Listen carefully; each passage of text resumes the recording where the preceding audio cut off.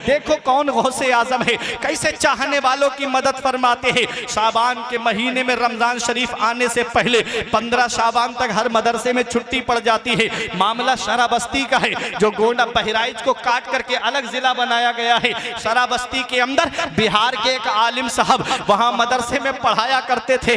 अल्लाह अकबर। वो आलिम साहब कहते हैं मैंने छुट्टी डाल दी मदरसे में, बच्चे तो अपने अपने घर चले गए। मैं 15 शाबान के बाद निकला और रास्ते में एक स्टेशन पड़ता है, बिहार आए या बंगाल आए या उड़ीसा आए, लेकिन एक स्टेशन से जरूर सामना पड़ता है और वो स्टेशन है मुगल सराय का स्टेशन।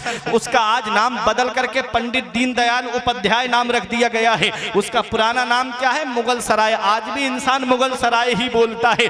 आओ जरा देखो, जब वो आलिम साहब, अब से 40-45 साल पहले की बात बता रहा हूँ, इतनी आबादी नहीं थी, इतनी रौनक नहीं थी, इतना दौर तरक्की याफ्ता नहीं था। वो कहते हैं मैं रात में पहुंचा, मुझे भूख ज्यादा लगी, मैं ट्रेन से उतरा, वहां से मुझे ट्रेन चेंज करना थी और वो दूसरी ट्रेन में वक्त था। कहते हैं मैं बाहर निकला, सोचा कोई खाने पीने की चीज मिल जाए तो मैं उसे ले लूं। कहते हैं जैसे ही मैं स्टेशन के बाहर निकला, एक रक्शे वाला मेरे पास आया, बोला क्या खाना खाना है? मैंने कहा हाँ खाना खाना है। बहुत गौर से सुनिएगा, सच्ची बात बता रहा हूं। और वो आलिम साहब आज भी मौजूद है। वो कहता है रक्शे वाला कि बैठिए मैं खाना खिला के लाता हूं। आप रक्शे में बैठे, थोड़ी दूरी पर एक बिल्डिंग बनी हुई थी, वहां ले जा करके रक्षा उसने रोक लिया। अंदर से एक शख्स आया, बोला खाना खाना है? वो आलिम साहब बोले हाँ मुझे खाना खाना है। बोला आइए अंदर आइए। वो आपको ऊपर मंजिल पे लेकर के गया। आप हैरत से देख रहे थे कि ये इतने ऊपर मुझे कहाँ लेकर जा रहा है, लेकिन भूख ज्यादा लगी थी, चले गए आप खाना खाने के लिए। जैसे ही ऊपर कमरे में आप पहुंचे, उसने खाने के लिए आपके सामने एक प्याले में शोरबा ला करके रखा और एक रोटी रखी। जैसे ही आपने, भूख ज्यादा लगी थी, रोटी का लुकमा तोड़ा और जैसे ही शोरबे में डिबोया, उसमें इंसान के हाथ की उंगली नजर आई। आपने कहा यह इंसान का गोश्त है, मैं इसे नहीं खाऊंगा, ये मेरी शरीयत में हराम है, मैं इसे हाथ नहीं लगाऊंगा। उसने गुस्से वाले लहजे में कहा खाइए, आज तुम किसी का खा रहे हो, कल कोई तुम्हारा खाएगा। ये कह के कमरा बंद करके चला गया। कहता है जिसे पुकारना है पुकार लीजिए, कोई तुम्हारी मदद को नहीं आएगा। आलिम साहब कहते हैं मेरा दिल टूट गया और मैंने बगदाद की तरफ रुक करके कहा है मेरे गौस, आपने फरमाया मैं वहां हूं जहां सूरज निकलता है, मुझसे मोहब्बत करने वाला वहां हूं जहां सूरज डूबता है। अगर वो अब्दुल कादिर को मदद के लिए पुकारे तो अब्दुल कादिर उसकी मदद के लिए पहुंच जाता है। मेरे गौस अब मैं कैसे जाऊंगा अपने घर पे? कहते रोते रोते मेरी आंखों में आंसू आ गए। कहते रोते रोते मेरी आंख लग गई और मैं लेट गया।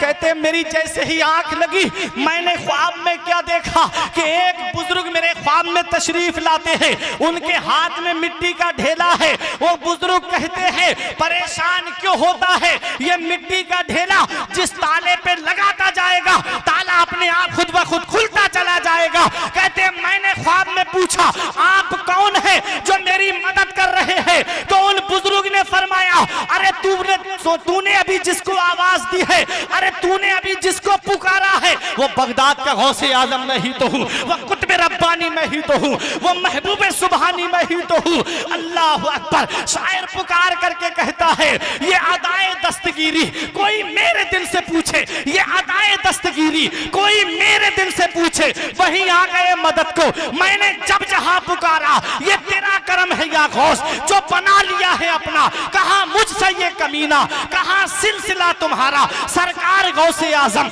नजरे करम खुदारा, मेरा खाली कांसा भर दो मैं फकीर हूं तुम्हारा। नारे तकबीर, नारे रिसालत, मसलक आला हजरत, मसलक आला हजरत, या गौस, या गौस, या गौस। नारे तकबीर, नारे रिसालत।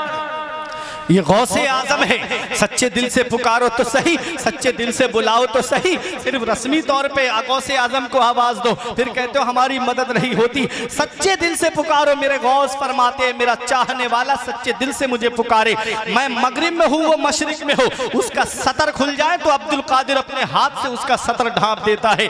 ये गौसे आजम है, ये अदाए दस्तगीरी कोई मेरे दिल से पूछे, वही आ गए मदद को। मैंने जब जहां पुकारा, वो कहते हैं हुजूर मेरे बच्चे मेरा इंतजार कर रहे हैं, मेरी बीबी मेरा इंतजार कर रही है, मेरे खानदान वाले मेरा इंतजार कर रहे हैं। अल्लाह अकबर। ख्वाब में गौसे आजम तशरीफ लाए, फरमाया परेशान क्यों होता है, ये मिट्टी का ढेला जिस ताले पे लगाएगा ताला खुद ब खुद खुलता चला जाएगा। कहते हैं मैं मिट्टी का ढेला जिस ताले पे लगाता गया ताला अपने आप खुलता चला गया। जैसे ही नीचे पहुंचा मुझे 2-3 लोग मिले, मुझसे बोले आइए आकर के गाड़ी में बैठिए। कहते हैं मैंने कहा मैं नहीं बैठूंगा, रक्शे पे बैठा तो इतने बड़े हादसे में फंस गया, अब तुम्हारे साथ बैठूंगा तो कहां जाऊंगा। वो कहते हैं परेशान मत होइएगा, हम आपको अपने घर लेके जा रहे हैं। पूरी जिंदगी गौस का नियाज करते रहे, पूरी जिंदगी गौस को पुकारते रहे, आज तक गौसे आजम का दीदार नहीं हुआ।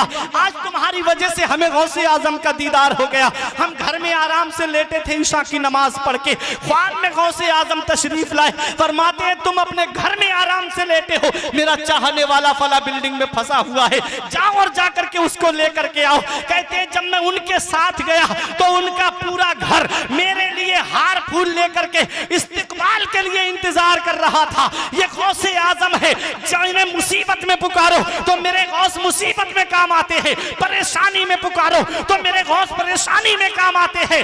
अगर तुमने गौसे आजम को सच्चे दिल से पुकारा है तो गौसे आजम अपने चाहने वालों के काम आते हैं। आला हजरत इमाम इश्क व मोहब्बत बरेली से पुकार के फरमाते हैं, नज़ा में, गोर में, मीज़ा में, सरे पुल पे कहीं ना छूटे हाथ से दामाने मोहल्ला तेरा, ना छूटे हाथ से। नारे तकबीर, नारे रिसालत, मसलके आला हजरत, दामने गौसे आजम, दामने गौसे आजम, खानदाने गौसे आजम, खानदाने गौसे आजम, ना छूटे हाथ से दामाने मोहल्ला तेरा।